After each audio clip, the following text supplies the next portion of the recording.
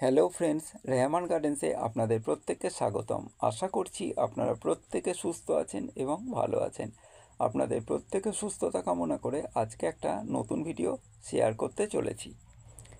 আপনারা প্রত্যেকে ভিডিওতে যে ফলটা দেখছেন এটা একটা পেয়ারা গাছের ফল। এটা একটা পেয়ারা। এই পেয়ারাটার নাম হচ্ছে গোল্ডেন এইট পেয়ারা।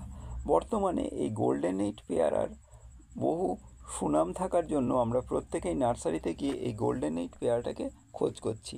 এর কিন্তু খুব ভালো ফলন, কিন্তু যেই পাত্রতে আমি বসিয়েছি ওটাতে সামান্য মাটি থাকা সত্ত্বেও, আর এই গাছটার বয়সও কিন্তু বেশি নয়, গোড়ার শিকড়গুলো পর্যন্ত দেখা যাচ্ছে, কিন্তু সেই গাছে দেখুন পেয়ারা ধরে বসে আছে।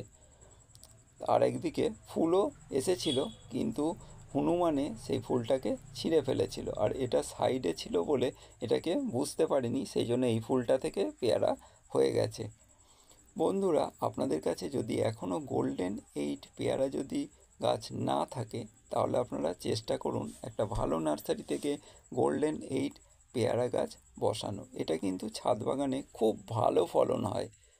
আর এর একদিকে যেমন ফল হয়, আর একদিকে আপনি যদি গাছের ডালের মাথাটা কেটে দেন, যখনই নতুন পাতা বেরোবে সেই নতুন পাতা ফুল নিয়ে বার হয়। আর পেয়ারার সাইজও কিন্তু যথেষ্ট ভালো, খেতেও কিন্তু ভালো। আর এই পেয়ারা গাছের পরিচর্যা বলতে তেমন কিচ্ছু নেই।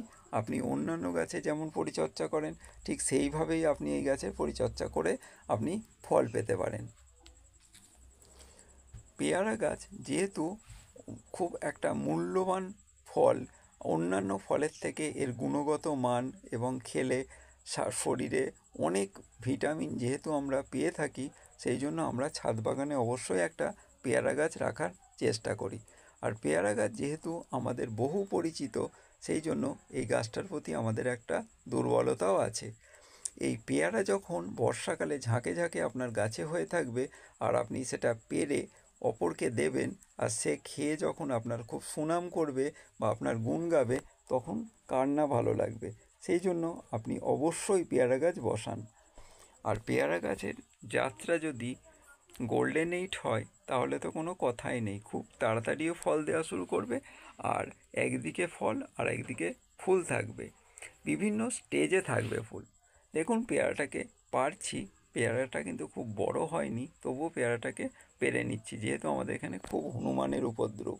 ওরা খাওয়ার থেকে কিন্তু নষ্ট করে বেশি, সেই জন্য আমার ওটাতেই রাগ হয় যে তোরা খেলে খা, কিন্তু ওরা খায় না, খাওয়ার থেকে একটা কামড়াবে, কামড়ে পেয়ারাটাকে ফেলে দিয়ে চলে যাবে। নমস্কার।